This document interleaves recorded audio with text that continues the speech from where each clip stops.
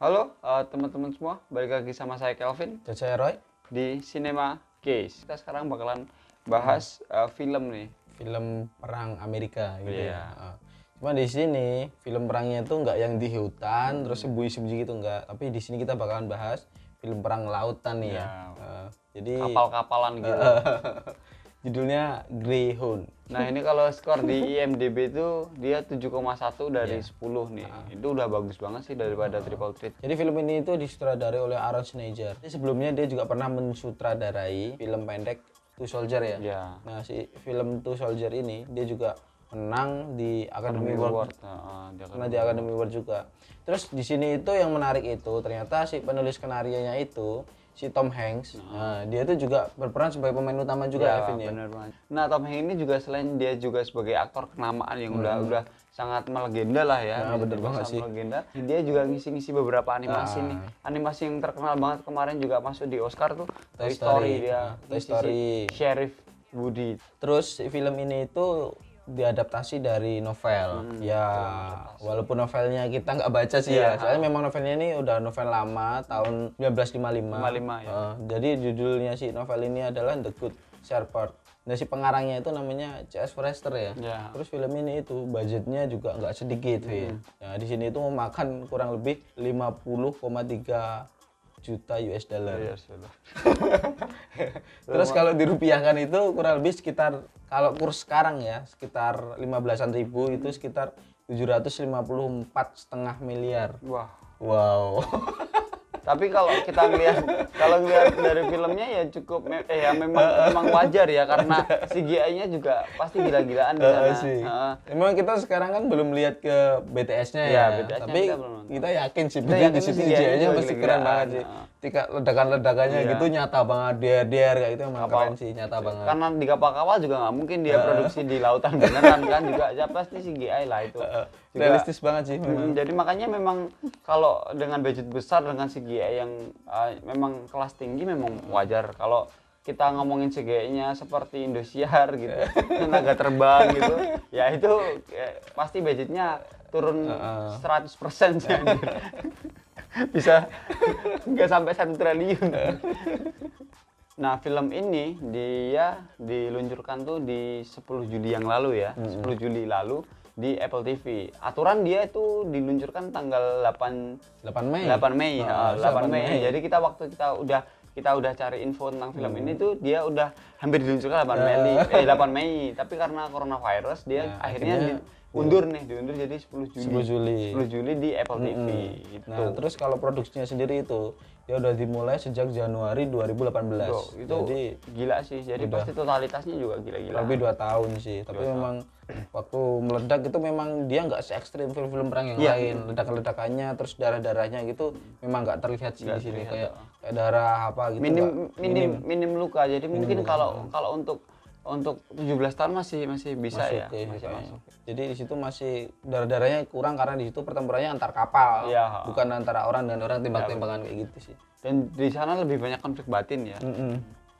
Nah, seperti yang kita omongin sebelumnya ya, Tom Hanks ini dia berperan sebagai pemeran utamanya di sini. Dia berperan sebagai Kapten Ernest Krause. Nah, di sini dia bercerita tentang si kapten ini yang dia baru Promosikan gitu ya. dipromosikan Jadi dia masih sebagai baru jadi kapten gitu. Jadi kapten kapal penghancur gitu ya. Jadi destroyer gitu lah. destroyer gitu kan. Dan ini adalah debut pertamanya dia di kapal perang penghancur gitu jadinya. Kapten Ernest Krause yang dia itu memimpin gitu ya. Sebuah Yang dia itu memimpin sebuah kapal tempur untuk melindungi kapal sekutu Ya, gitu kapal ya. sekutu Jadi lah, kapal sekutu pokoknya itu dia itu membawa perlengkapan ke Inggris untuk tentara Amerika. tentara Amerika di Inggris. Di tentara Amerika di Inggris. Nah, di situ juga ada beberapa pengawal. Ada 4 kapal tempur di situ yang bertugas untuk melindungi 37 kapal. 37 kapal yang lain. Iya, yang Nah, lain. waktu perjalanan dia itu kan menuju ke Atlantik Utara. Nah, di Atlantik Utara itu ternyata mereka itu dicegat oleh pasukan angkatan laut Jerman. Nah, yang lebih mengerikan lagi di sini itu yang mencegat bukan sekedar kapal biasa, tapi U-boat. Nah, kalau untuk yang belum tahu U-boat itu adalah kapal selam ya. Dia itu kapal selam waktu zaman Jerman. Nah, di Amerika ini waktu itu menggunakan kapal destroyer. Nah, musuhnya si kapal selam. Akhirnya disitulah konfliknya di situ. Nah, terus memang di situ ketika sudah terjadi konflik di situ, U-bootnya itu ternyata muncul lagi, terus, nambah-nambah terus. gitu. Nah di situlah konfliknya. Nah terus gimana kelanjutannya? Nah, itu. Nah di situ. Makanya tonton filmnya ya.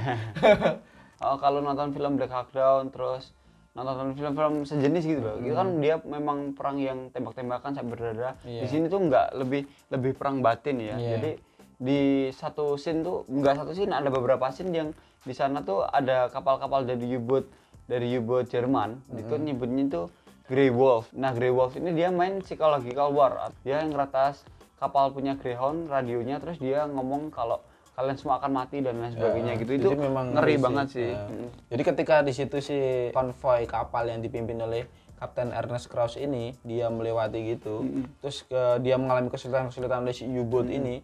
Di situ radio yang udah diretas itu kasih suara-suara Iya, yang, suara-suara yang memang menakutkan. memang Jadi kayak intimidasi gitu ya. Intimidasi. Jadi si dan di situ kelihatan si Tom Hanks atau si Kapten Ernest Krauss ini yang berperan sebagai Kapten Ernest Krauss ini, dia kelihatan banget langsung rautnya langsung berubah gitu, dan langsung tertekan, apalagi memang ini ya masih debut pertamanya dia memimpin kapal tempur, kapal destroyer gitu, memang jadi makanya dan dia harus melindungi 37 Ya, kapal dagang, kapal macam-macam gitu Kapal ya. minyak dan kapal lain minyak dan sebagainya. sebagainya kayak gitulah. Tapi di sini yang kita temuin itu bisa jadi kelebihan, bisa jadi kekurangan juga ya. Nah, di situ itu adalah ketika tensinya itu naik terus, dinamikanya itu di atas terus ya, tensinya tinggi terus ya. gitu. Jadi ketika ada turunan dikit gitu langsung naik. apa ya, nggak dikasih nafas gitu. Jadi dinamikanya di atas terus. Memang harus kita akui kita juga cukup terbawa. Ya, cukup terbawa. Tapi di situ juga gimana ya, kita nggak ada nafasnya nggak ya. ada nafas. Ya kan. Sebenarnya kalau hal seperti itu yang pernah kita ngomongin, kalau tensi tinggi itu juga nggak selalu jelek Nggak ya. selalu jelek. Dan di sini juga terbukti sih tensi tinggi yang nggak jelek tuh ini juga membuktikan bahwa dia dinamikanya nggak terlalu main banget, tapi tensinya tinggi terus, tapi juga masih bisa dinikmatin gitu. Nah, tapi ketika tensinya itu dinamikanya nggak naik turun, itu cenderung bisa menciptakan kebosanan dari si bener. penonton. Jadi ya tembak-tembakan terus gitu, tiba-tiba ada kapal selam, tembak-tembakan gagal. Jadi kok gini-gini terus gitu aja. Bisa jadi kayak gitu ya. Bisa jadi kayak gitu. Jadi tapi di situ tergantung penontonnya. Kalau dia memang suka banget sama film war gitu, dia pasti bisa terbawa. Apalagi waktu tembak-tembakan itu hal yang paling dia sukain gitu. Tapi untuk orang yang di situ kan memang yang harusnya ada dramanya dikit atau ada dinamikanya dikit gitu, bisa dinikmati ceritanya gitu. Tapi di sini lebih ke tensinya di atas terus. Nah, di sini penguatan ceritanya itu kurang kalau menurutku. Benar. Jadi terus backgroundnya nggak terlalu jelas ya, masih ya gitu-gitu aja. Cuma kita tahu itu perang dunia kedua, dia harus ngelindungin kapal, udah sebatas itu. Bahkan si karakter Tom Hanks juga, kupikir ada karakter cewek muncul nanti bakalan ada ini sih, ada bakalan bumbu percintaannya, ternyata enggak, cuma sekelebat doang. Nanti cuma dia ngasih slip on, terus nanti di kapal dia pakai slip on, itu udah sebatas itu doang. Itu aja. Kalau di Saving Private Ryan dia itu kan masih ada dinamikanya naik turun gitu, masih oke. Jadi masih lebih lebih asik gitu. Jadi kita nikmatnya ada nafas terus nanti naik, terus jadi terus kita siap-siap ini, terus nanti deg-degan lagi kayak gitu kan. Di sini kita terpacu terus gitu.